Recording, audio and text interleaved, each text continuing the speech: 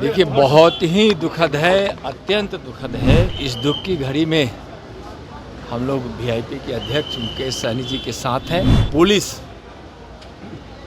अपराधियों के तह तक चली गई है। जो आरजेडी का जो 15 वर्षों की सरकार थी, जो जंगल राज के नाम से जाना जाता था, जहां सरकार के मंत्रियों के बंगले में अपराध की योजना बनती थी और अपराधी वहां संरक्षण लेते थे।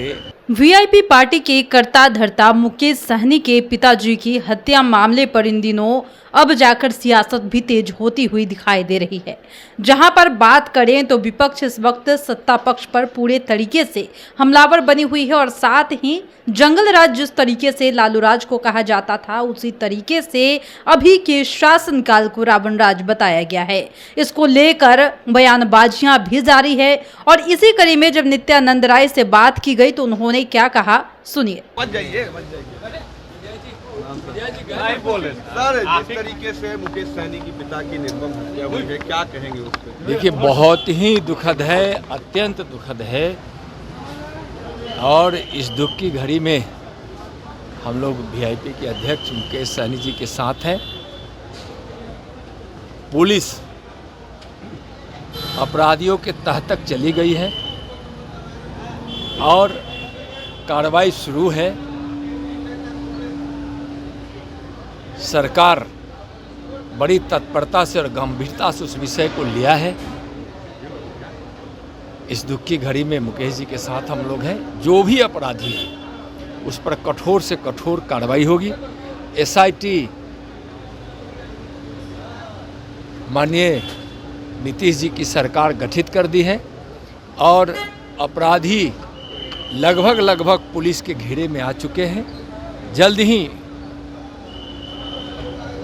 सहनी परिवार को, मुकेश जी के परिवार को, उस पीड़ित परिवार को न्याय मिलेगा। तेजस्वी कह रहे हैं सत्ता संरक्षित अपराध बिहार में हो रहा है, कानून का राज नहीं है, क्या कहेंगे? अपराध को जन्म देने वाली सरकार के जो आरजेडी का जो 15 वर्षों की सरकार थी,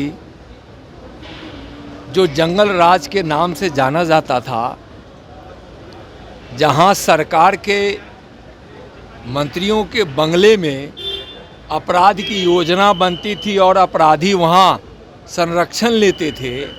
सरेआम अपराधियों के इस अपराध और भय के कारण बिहार का सबसे ज़्यादा पलायन उसी 15 वर्षों में हुआ जिस समय लालू जी की सरकार थी, राबड़ी जी की सरकार थी, आरजेडी की सरकार थी।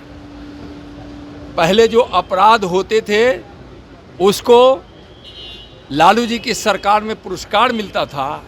आज एनडीए की सरकार में, नीतीश जी की सरकार में अगर कहीं अपराध हो जाता है तो अपराधी पकड़े भी जाते हैं, कोर्ट से भी उसको सज़ा मिले, इसके लिए तत्परता से नीतीश जी की सरकार लगती है, लड़ती है, अपराधियों को सज़ा दिलाती है।